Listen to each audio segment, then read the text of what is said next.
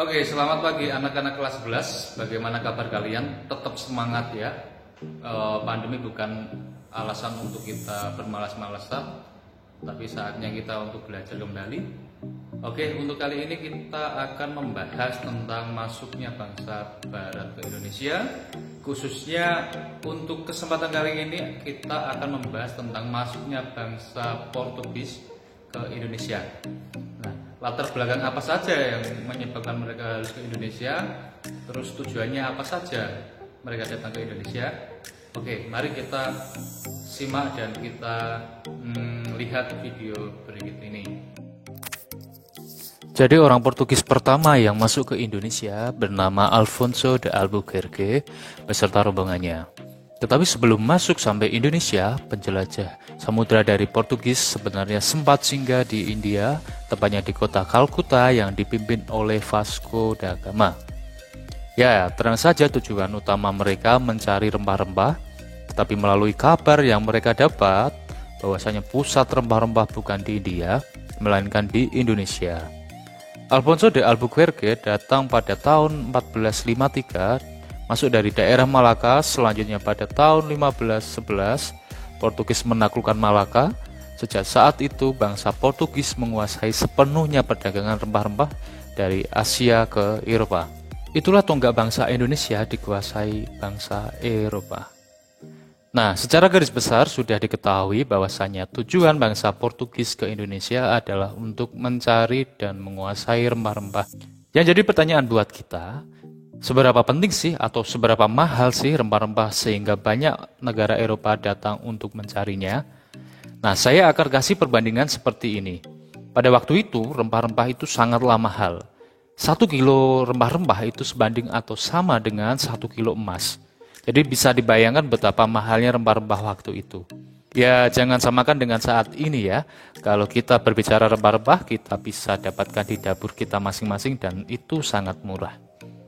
Tapi waktu itu rempah-rempah sangatlah mahal dan dibutuhkan oleh bangsa Eropa karena keadaan geografis di Eropa, mereka butuh untuk menghangatkan tubuh dan untuk obat-obatan.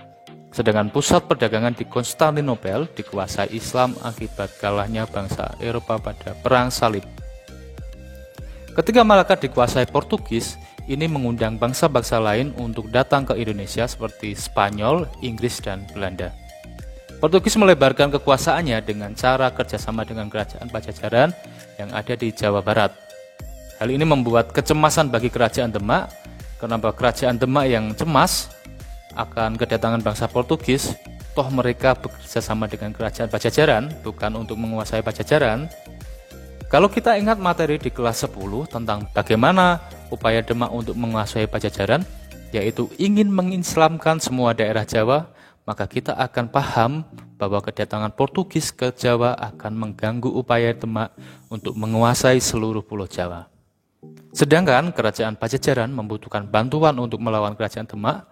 Oleh sebab itu, kerajaan Pajajaran membuat perjanjian dagang dengan Portugis dengan cara Portugis mau membangunkan benteng pertahanan untuk menghalau serangan Demak. Singkat cerita, kerajaan Demak menyerang Pajajaran dan Pajajaran berhasil dikuasai. Bagaimana nasib Portugis? Konon katanya Portugis tidak begitu tertarik lagi dengan Pajajaran karena mereka menemukan pusat dari segala pusat rempah-rempah yaitu berada di Pulau Maluku. Tahun 1512 mereka melakukan ekspedisi ke Maluku dan berhasil membangun poros perdagangan antara Ternate, Malaka, Goa, dan Lisbon. Kedatangan bangsa Portugis sangat disambut hangat oleh kerajaan Ternate. Bahkan Portugis membuatkan kerajaan Ternate sebuah benteng yang diberi nama Benteng Sao Paulo.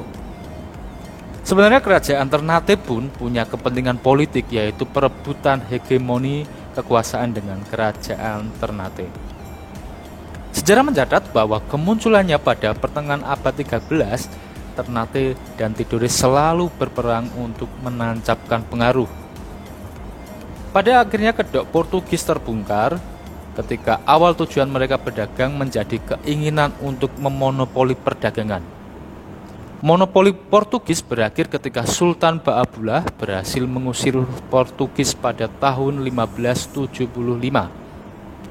Nilai yang dapat diambil dari sejarah ini adalah rasa serakah dalam diri manusia, menimbulkan keinginan menguasai milik atau daerah orang lain, menyebabkan kerugian bagi orang lain dan munculnya penindasan. Di dalam 10 perintah Allah sudah disebutkan janganlah mengingini milik orang lain. Oleh sebab itu, kita sebagai siswa-siswi Gloria harus memiliki harga diri yang tinggi untuk tidak mudah mengingini milik orang lain dan menghargai nilai-nilai kemanusiaan sebagaimana Tuhan Yesus sudah memberi teladan untuk kita semua. Demikian materi tentang masuknya bangsa Portugis ke Indonesia.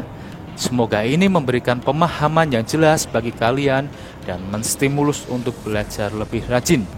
Di pertemuan selanjutnya, saya akan membahas tentang masuknya bangsa Spanyol ke Indonesia. Akhir kata, Tuhan memberkati.